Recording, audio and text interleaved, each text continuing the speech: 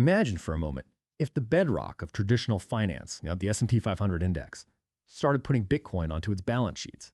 That was pretty wild, right? Almost like science fiction for many folks. But what if it's actually not a question of if this happens, but more like when? Welcome to the deep dive. This is where we take your sources, we peel back all the layers, and really try to pull out the insights that matter. Today, we're diving into a really fascinating analysis. It suggests exactly that the S&P 500 might, well, be forced to embrace Bitcoin. Our main source here is this detailed analysis. It's called "An S&P 500 se verá obligado a comprar Bitcoin." Basically, an analysis of the factors driving crypto adoption in the traditional stock market. And look, this isn't just some wild speculation. It builds a pretty compelling case that Bitcoin getting integrated into these huge S&P 500 companies. It's a logical outcome driven by market dynamics, tech innovation, and this fundamental need for diversification. So whether you're a seasoned investor, maybe just crypto curious, or perhaps trying to make sense of the big shifts in the global economy, this deep dive should give you a shortcut, a way to get informed on something that could really reshape corporate finance. Our mission, really, is to explore these powerful forces, the ones that could push these corporate giants towards Bitcoin. We'll look at macro trends, regulatory shifts, competitive pressures, all the stuff shaping the future of how companies manage their money.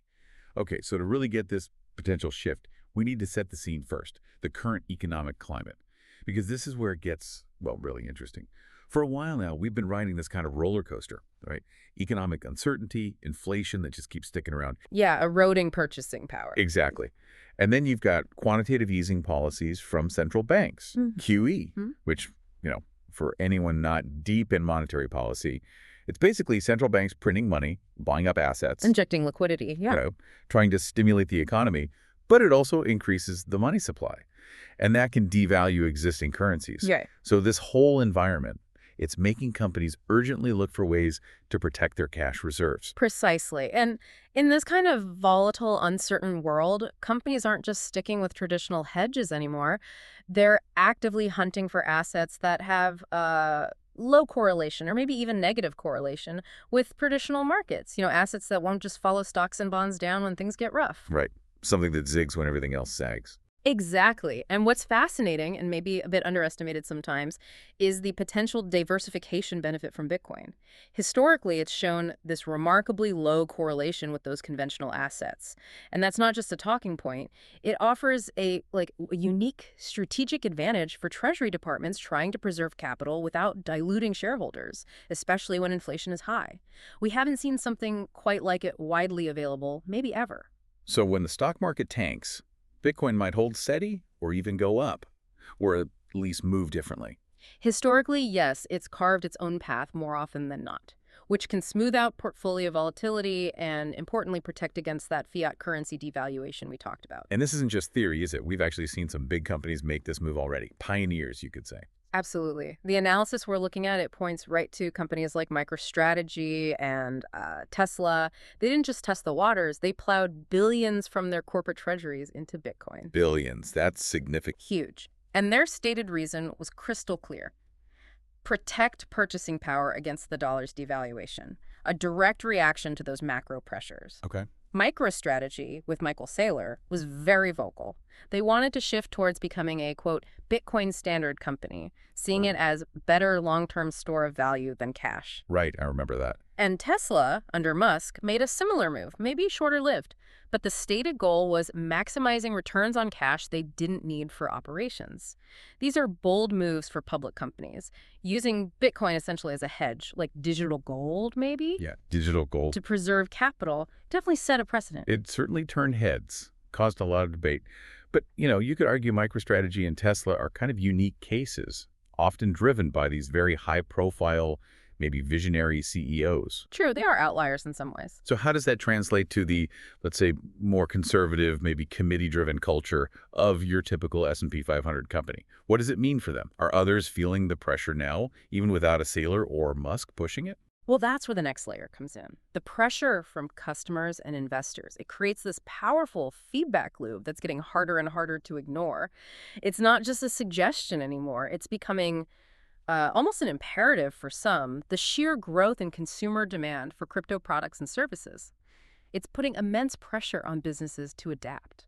Okay, so people actually want to use this stuff. Millions of them wanting to pay with crypto, invest in it, use related services. It's not niche anymore. It's going mainstream fast. So we're talking real utility here, not just speculation, like paying for things. Oh, exactly. Our source mentions giants like Visa and MasterCard. They've already started integrating crypto payments into their massive global networks. Wow, okay. And look at PayPal, letting users buy, sell, hold crypto right there in the app they already use. These aren't small tweaks. They're strategic decisions by finance titans responding to how their customers want to transact.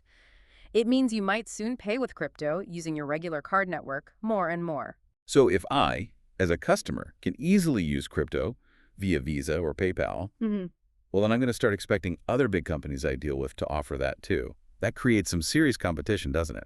It absolutely does. This trend creates what the analysis calls a domino effect. It pushes other S&P 500 firms to seriously think about offering similar services, maybe even holding Bitcoin themselves, just to stay competitive. So keep up or get left behind. Pretty much. The risk isn't just missing an opportunity, it's losing customers to competitors who are adapting, being seen as outdated. It's about staying relevant. And it's not just the consumer side. The institutional investor angle is just as important, maybe even more so for these large caps. We're talking about the big money managers. By the heavyweights, pension funds, university endowments, Yeah. huge pools of capital. Exactly. And they are increasingly demanding access to digital assets. They need diversification too, right? They're looking for better returns, especially when bonds aren't paying much and stocks are choppy. So they see the potential in crypto, the growth, the low correlation we discussed, and they want exposure. Yes. For them, it's about fiduciary duty. If there's a legitimate asset class offering potential benefits, they feel obligated to explore it. So what's really fascinating is how the market itself, from the bottom up with consumers and the top down with these big institutions, is pointing in the same direction. A pincer movement almost. Kind of. It's this dual pressure towards crypto adoption that's making it very hard for big corporations to just ignore anymore. It's becoming a strategic thing. But it's not just market demand driving this, is it? There's also been this huge shift in how Bitcoin is perceived. It feels like it went from being this, I don't know, shady internet money. Right, or just pure speculation. To something more legitimate. How did that narrative change? That's a crucial piece. The narrative evolution is huge. Bitcoin has really transformed its image from, maybe a tool for illicit stuff or a gamble, to being recognized for its core tech, a secure, decentralized network.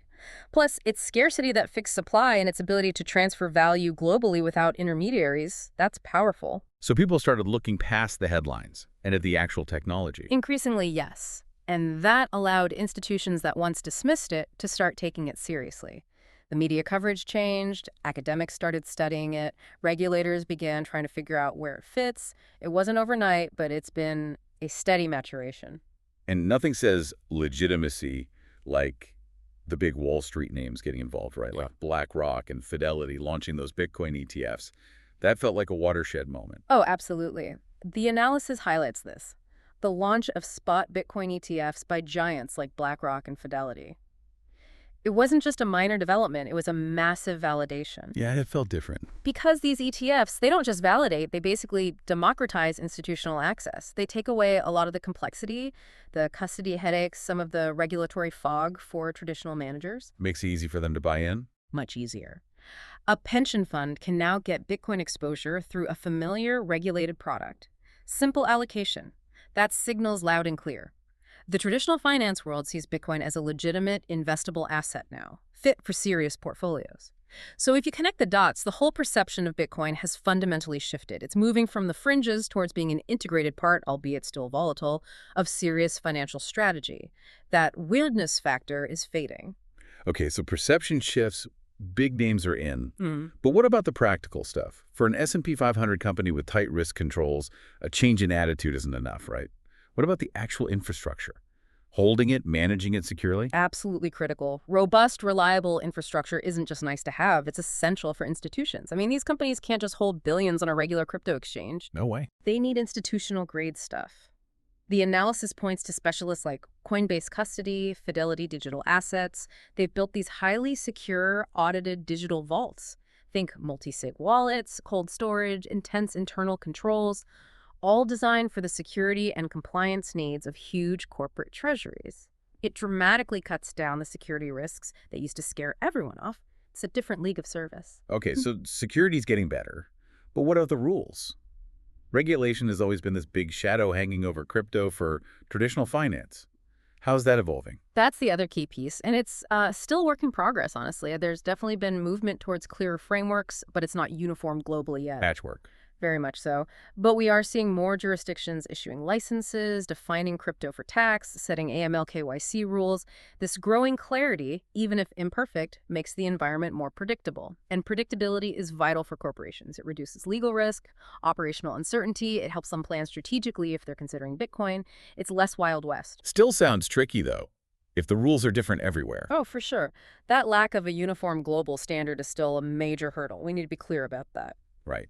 It sounds like the foundations are being built, maybe unevenly, but they're being built. Still, even with these forces pushing for adoption and better infrastructure, it can't be all clear sailing. What are the biggest roadblocks still stopping the S&P 500 from diving in en masse? You're right. It's definitely not smooth sailing yet. There are significant challenges. And the first one is still volatility. Bitcoin's price swings. They're wild compared to traditional assets. Yeah, that makes CFOs nervous. Extremely nervous. Boards are used to managing assets with way more predictable movements. A sudden 20% drop in your treasury asset, even if it recovers. That triggers shareholder questions, regulatory scrutiny. It requires sophisticated risk management that many companies are still figuring out. And besides the price, it's the rules themselves being inconsistent globally. Exactly. Regulation is hurdle number 2, and it's huge. We mentioned progress, but that lack of global uniformity is a nightmare for multinationals. Right, operating everywhere. Imagine being in dozens of countries, each with different crypto rules. Compliance becomes incredibly complex, expensive. So often, companies just take the most conservative path, which might mean staying out altogether for now. I can just picture the boardroom discussions. Someone suggests Bitcoin. Yeah. There must be some pushback, right? Old habits die hard. Definitely. Internal acceptance is a major one. You've got boards, risk managers, often deeply skeptical, maybe resistant to new, unconventional assets. They like what they know. Precisely. Their whole job is managing risk based on established models. Bitcoin doesn't fit neatly into those boxes. There's financial risk, sure, but also reputational risk. What if it goes wrong? What if regulators crack down? Overcoming that conservative mindset takes time, education, a cultural shift. It's not just about numbers, it's about comfort levels. And lastly, just the practical accounting and taxes. It's still really complex and varies by country. How do you even put it on the books properly? Well, in the US, for example, it's often treated as an indefinite-lived intangible asset, which means you have to write it down if the price drops below what you paid. Ouch. But you can't write it up until you sell it. It's asymmetrical. That makes financial reporting tricky and requires specialized know-how. It's not just another line item on the balance sheet. Okay, so after this really deep dive, looking at the big economic picture, the customer and investor pressure, Bitcoin growing up, the infrastructure getting built, but also these very real challenges, what's the bottom line? It feels like the analysis is saying adoption by the S&P 500. It's not really an if, it's more of a when. Does that sound right? That's the core takeaway, I think. The combination of all these forces, macroeconomics, competition, perception shifts, the ecosystem maturing, it's creating an environment where dealing with Bitcoin or digital assets more broadly is shifting from maybe a weird curiosity to something like a strategic necessity. Companies that just ignore this, they could genuinely find themselves at a competitive disadvantage, not just in managing their money, but in innovation, attracting customers, attracting investors. It could be a strategic mistake with real long-term consequences. The forces seem too strong now to just resist forever. That is a lot to think about. It really paints a picture of finance potentially changing quite dramatically. So maybe a final thought for everyone listening as you watch the markets, as you read the news. Consider this. What happens to the traditional financial system when the world's biggest companies start actively looking outside conventional markets, maybe towards assets like Bitcoin, to protect their value and stay competitive? Yeah. How could that redefine what we even think of as a safe or diversified or even just modern corporate balance sheet over the next, say, 10 years? Something to chew on.